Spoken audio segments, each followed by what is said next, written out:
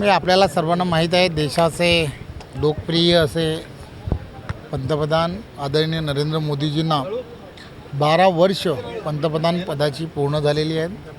त्यामुळे संपूर्ण देशभरामध्ये त्यांना चांगलं आयुष्य दीर्घायुष्य लाभलं पाहिजे यासाठी सर्वजण सकाळी आज तीर्थक्षेत्रावरती जाऊन त्या ठिकाणी त्यांच्या दीर्घायुष्य लाभावं यासाठी सगळीजणं प्रार्थना करत आहेत.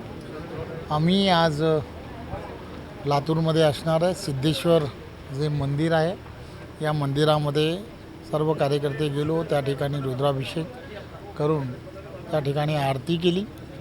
त्यामुळे येणाऱ्या काळामध्ये देशाचे पंतप्रधान नरेंद्र मोदीजी यांच्या नेतृत्वामध्ये संपूर्ण जगभरामध्ये देशाची प्रतिमा वसुदैव कुटुंबम या भूमिकेप्रमाणे व्हावी आणि होणार यात काही शंका नाही असं आम्हाला सर्वांना वाटतं.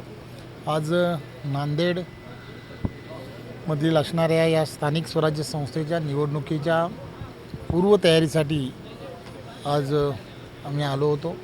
अशोकराव चव्हाण आणि सर्व आमदार या सर्व आमदारांनी एकत्रपणे बसून महायुतीचे आमचे लोकप्रिय असे उमेदवार अमर राजूरकरजी यांच्यासाठी अतिशय चांगली अशी तयारी केलेली आहे आणि आम्हाला खात्री आहे की महायुतीमध्ये ही नांदेड स्थानिक स्वराज्य संस्था ही अमर राजूरकर हे प्रचंड बहुमताने जिंकून येतील. नाशिकबद्दल काय सांगाल? नाशिकच्या निवडणूक सर्व 17च्या 17 ज्या स्थानिक स्वराज्य संस्था आहेत या स्थानिक स्वराज्य संस्थांच्या निवडणुका महाराष्ट्राचे लोकप्रिय मुख्यमंत्री आदरणीय देवेंद्रजी, उपमुख्यमंत्री आदरणीय एकनाथराव शिंदेजी आणि त्याचबरोबर उपमुख्यमंत्री सुनेत्राताई याच्या नेतृत्वामध्ये या सर्व ठिकाणच्या निवडणुका होत आहेत आणि महायुतीमध्येच या सर्व निवडणुका आणि या निवडणुकांमध्ये